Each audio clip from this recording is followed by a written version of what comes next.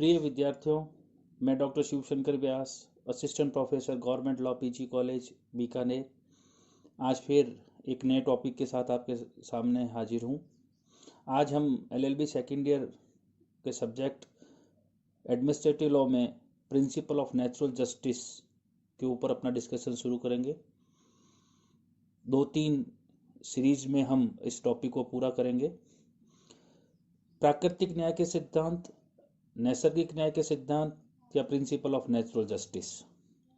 जैसा कि शब्द से ही, टॉपिक से ही आपको पता लग रहा है, प्राकृतिक न्याय के सिद्धांत यानी कि वे सिद्धांत जिनकी समझ हमें प्रकृति द्वारा प्रदत्त है। विद्यार्थियों, प्राकृतिक न्याय का ये सिद्धांत है कि क्वासी जुडिशियल बॉडीज जो हैं यानी कि अर्ध न्यायिक निकाय, इनको अपना कार्य करते समय प्राकृतिक विधि यानी कि जो नेचुरल लॉ है उनके सिद्धांतों का अनुसरण करना चाहिए। अब बात आई कि इन क्वासी जुडिशियल बॉडीज को प्रिंसिपल ऑफ नेचुरल जस्टिस या नेचुरल लॉ की पालना क्यों करनी चाहिए। तो इसका सीधा सा अर्थ ये है कि हम इन निकायों से ये अपेक्षा नहीं कर सकते कि इन्हें evidence law, criminal procedure, civil procedure जैसी जटिल विधियों की जानकारी या इनकी औपचारिकताओं की उनके पास में जानकारी हो।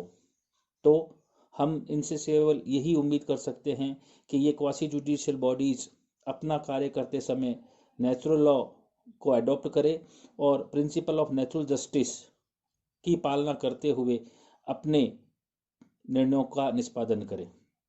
और इस प्रकार ये प्रिंसिपल ऑफ नेचुरल जस्टिस जो हैं वह एक मनमानी प्रक्रिया के विरुद्ध हमें संरक्षण प्रदान करते हैं।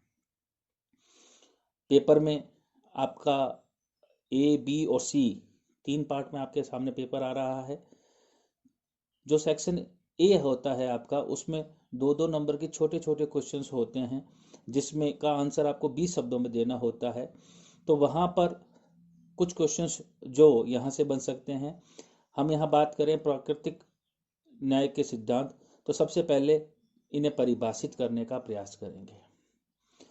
तो सबसे पहले रिज वर्सेज बॉल्डविन के मामले में ये डिसाइड किया गया कि नैसर्गिक न्याय, प्रिंसिपल ऑफ नेचुरल जस्टिस की हूबहू परिभाषा देना संभव नहीं है, यानी कि इसे एक निश्चित शब्दों में नहीं डाला जा सकता कि ये परिभाषा ही नेचुरल लॉ की परिभाषा होगी।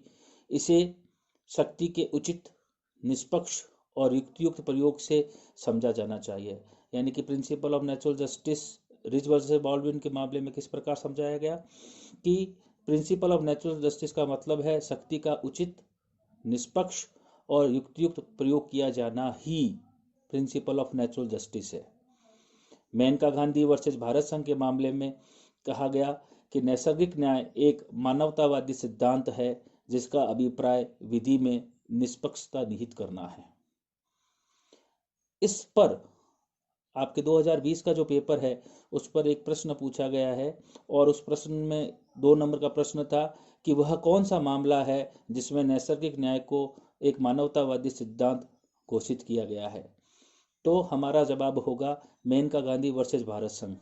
तो विद्यार्थियों, मेनका गांधी वर्सेस भारत संघ के मामले में ये बात कही गई कि नैसर्गिक न्याय एक मानवतावादी सिद्धांत है जिसका अभिप्राय विधि में निष्पक्षता निहित करना है।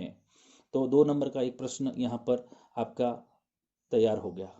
अब हमारे सामने आता है एक फिर छोटा सा question, object of principle of natural justice, प्राकृतिक न्याय के सिद्धांत का उद्देश्य क्या है। तो न्याय को सुरक्षित रखना और अन्याय को रोकना, इसी उद्देश्य को ध्यान में रखकर प्रिंसिपल ऑफ नेचुरल जस्टिस का निर्माण किया गया। अब हम थोड़ा सा इस प्रिंसिपल ऑफ नेचुरल जस्टिस की हिस्ट्री की ओर जाएं। तो कॉमन लॉ में इसकी क्या स्थिति थी, इस पर हम चर्चा करें। तो सन 1610 में डॉक्टर बाउनस के मामले में मुख्य न्यायाधीश लॉर्ड कॉक ने कहा कि न्यायालय किसी अधिनियम को शून्य घोषित कर सकता है यदि वह अधिनियम किसी व्यक्ति को स्वयं अपने मामले में निर्णायक घोषित करता है। 1610 doctor Bonham's case, justice lord Coke क्या कहा कि न्यायालय किसी अधिनियम को शून्य घोषित कर सकता है। किस शर्त पर? इस शर्त पर कि यदि वह अधिनियम किसी व्यक्ति को अपने मामले में स्वयं निर्णायक बनाता है तो न्यायालय उस अधिनियम को शून्य घोषित कर सकता है। इसी बात को कुछ समय बाद जस्टिस होल्ट ने 1710 में फिर एक नए तरीके से पेश किया और कहा कि संसद का कोई अधिनियम यदि एक व्यक्ति को विवाद का पक्षकार और निर्णायक उपबंधित करता है तो वह अधिनियम शून्य होगा। सन 1710 न्यायाधीश होल्ट क्या चीज निकलकर सामने आई? संसद का कोई अधिनियम यदि किसी विवाद के पक्षकार और निर्णायक दोनों ही उपबंधित करता है तो वह अधिनियम शून्य होगा। अर्थात यहाँ पर भी फिर वही बात निकल कर आई कि अगर कोई ऐसी विधि है जिसमें कोई व्यक्ति स्वयं अपने मामले में निर्णायक बनता है तो उस अधिनियम को, उस विधि को शून्य घोषित कर दिया जाएगा। कुछ समय पश्चात इन सिद्धांतों को प्राइवेट क्षेत्र में भी लागू कर दिया गया, जैसे ट्रेड यूनियन, क्लब आदि के मामलों में भी इसे लागू किया गया। क्यों लागू किया गया इन क्षेत्र में? क्योंकि ये सदस्य अपनी उस ट्रेड यूनियन या क्लब का सदस्य बनने के लिए फीस देते हैं, इसलिए उन्हें उनकी सदस्यता से रद्द करने से पूर्व सुनवाई का युक्तियुक्त और उचित अवसर दिया जाना चाहिए। प्राकृतिक न्याय के दो प्रमुख सिद्धांत, जिसे लोकल गवर्नमेंट वर्सेज अल्ड्रिच के मामले में लॉर्ड हॉल्डेन ने प्रतिपादित किया, यानी कि आपके सामने फिर एक 2 नंबर का प्रश्न बनता है कि वह कौन सा मामला है जिसमें सर्वप्रथम प्राकृतिक न्याय के प्रमुख 2 सिद्धांतों को प्रतिपादित किया गया। जैसे हमने ऊपर की तरफ पढ़ा था कि वह कौन सा मामला है जिसमें नैसर्गिक न्याय को एक मानवतावादी सिद्धांत के रूप में डिसाइड किया गया, उस केस का नाम बताइए। तो वो केस था मेनका गांधी वर्सेज भारत संघ। ठीक इसी प्रकार से आपके सामने फिर एक 2 नंबर का प्रश्न आ सकता है कि वह कौन सा मामला था जिसमें सर्वप्रथम प्राकृतिक न्याय के 2 सिद्धांतों का प्रतिपादन किया गया। तो आपको यहाँ पर याद रखना होगा, मामला है लोकल गवर्नमेंट वर्सेज अल्ड्रिच और निर्णय देने वाले लॉर्ड हॉल्डेन। तो लॉर्ड हॉल्डेन ने 2 सिद्धांत दिए। सबसे पहला, कोई व्यक्ति अपने मामले में स्वयं निर्णायक नहीं बन सकता, जिसे लैटिन टर्म में कहा गया नेमो जुडेक्स इन कॉजा सा। आपके सामने प्रश्न दोनों तरीके से आ सकता है कि कोई व्यक्ति अपने मामले में स्वयं निर्णायक नहीं बन सकता, या सीधा लैटिन टर्म लिख के दे दिया जाए नेमो जुडेक्स इन कॉजा सा से आप क्या समझते हैं। तो 2 सिद्धांत जो लोकल गवर्नमेंट वर्सेज अल्ड्रिच के मामले में दिए गए, उनमें से पहला है कोई व्यक्ति अपने मामले में स्वयं निर्णायक नहीं बन सकता, और दूसरा सिद्धांत था किसी व्यक्ति को अपने बचाव में उचित रूप से सुना जाना चाहिए, अर्थात सुनवाई का युक्तियुक्त अवसर प्रदान किया जाना चाहिए, जिसे लैटिन टर्म में कहा गया ऑडी अल्ट्रम पार्टम। यानी कि यहाँ पर भी आपसे फिर मैंने जो ऊपर कहा उस तरीके से सीधा पूछा जा सकता है कि ऑडी अल्ट्रम पार्टम से आप क्या समझते हैं। तो यह वह प्रमुख मामला है जिनमें इन 2 सिद्धांतों को प्रतिपादित किया गया। कालांतर में चलकर रीजन्ड डिसीजन, तर्कयुक्त निर्णय या युक्तियुक्त निर्णय भी इन 2 प्राकृतिक न्याय के सिद्धांतों के साथ जुड़े, और यह सिद्धांत ये कहता है कि कोई भी निर्णय जो दिया जाता है उस निर्णय में कारणों का उल्लेख किया जाना आवश्यक है। यानी कि जो निर्णय आप दोगे वह निर्णय कारणों युक्त हो, तर्क युक्त हो, रीजन के साथ में दिया जाना चाहिए। अब बात आई, हमारे सामने प्रमुख रूप से 2 सिद्धांत हुए, नेमो जुडेक्स इन कॉजा सा, ऑडी अल्ट्रम पार्टम, और कालांतर में हमने तीसरे सिद्धांत को पढ़ना शुरू किया, वह था रीजन डिसीजन।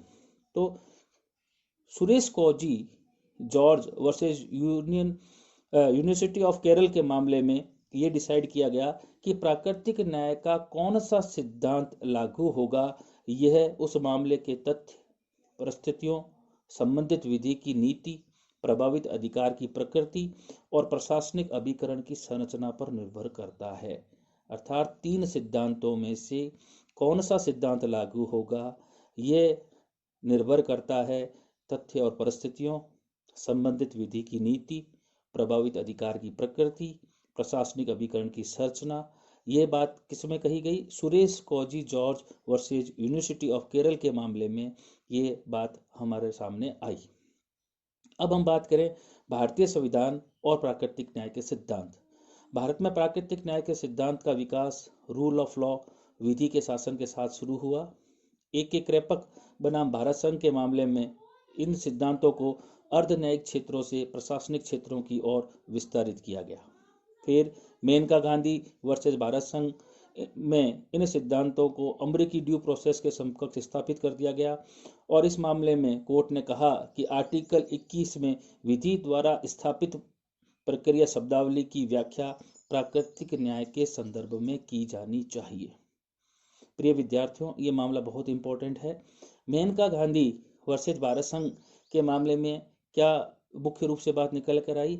विधि द्वारा स्थापित प्रक्रिया, यानी कि पहले संकुचित अर्थ लगाया गया और ये कहा गया कि अगर कोई अधिनियम या कानून बनता है और वो विधि द्वारा स्थापित प्रक्रिया का अनुसरण करके बनाया जाता है और उसमें प्राकृतिक न्याय की अवहेलना होती है तो भी वह ड्यू प्रोसेस से बना है, इसलिए उसे चुनौती नहीं दी जा सकती। लेकिन यहाँ पर उसे विस्तारित करके कहा गया कि विधि द्वारा स्थापित प्रक्रिया शब्दावली में प्राकृतिक न्याय के सिद्धांत सम्मिलित हैं, अर्थात प्रोसीजर एस्टेब्लिश बाय लॉ जो है उसमें प्रिंसिपल ऑफ नेचुरल जस्टिस का समावेश होना आवश्यक है।